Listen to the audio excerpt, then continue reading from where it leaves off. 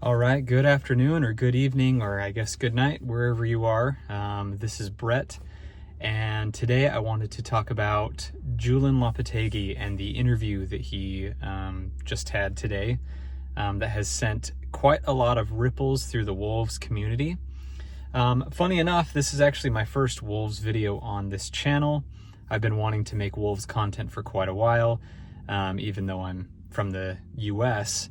I'm a huge Wolves fan, and I love talking about the team, the organization, the squad, news around everything, and so I thought, you know what, today's the day. Let's make a video and talk about the current state of Wolves. And I think this interview with Julen Lopetegui is a great place to start, funny enough.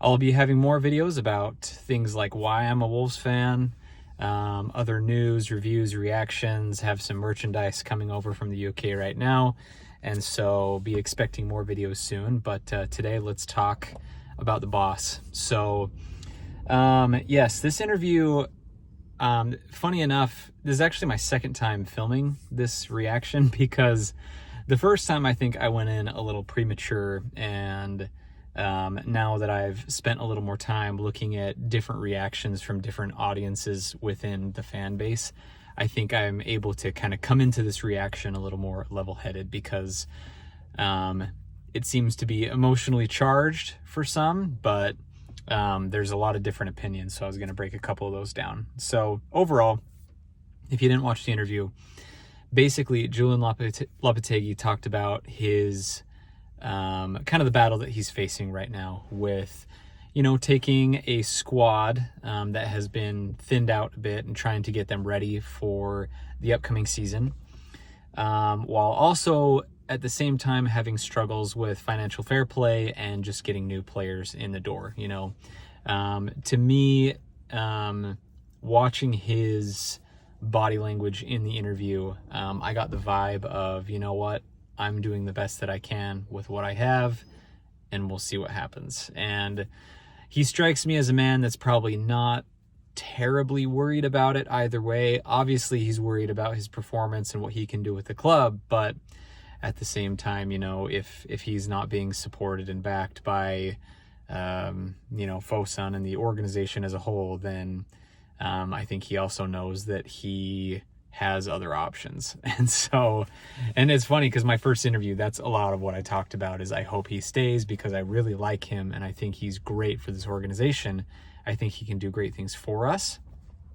But I don't know. At the same time, there's a lot of different ways to look at this, and I think that just like he said, you know, we're going to see him do the best he can with what he has. And I'm just very, very curious to see how this squad looks going into the start of the season, because last year I remember the first few games and it just kind of felt like we were running around like chickens with our heads cut off. It didn't seem like the team had a great direction. Like it seemed like Lodge had kind of tried to instill a strategy, but it just seemed like it would fall apart quickly and people would just be kind of running around. And so based on what we saw at the end of this last season, I feel like even with a squad that has been thinned out, I think that Julen Lopetegui can still put together a very cohesive strategy and do the best that anyone could, you know, with the current squad that we have. And I do think we have some good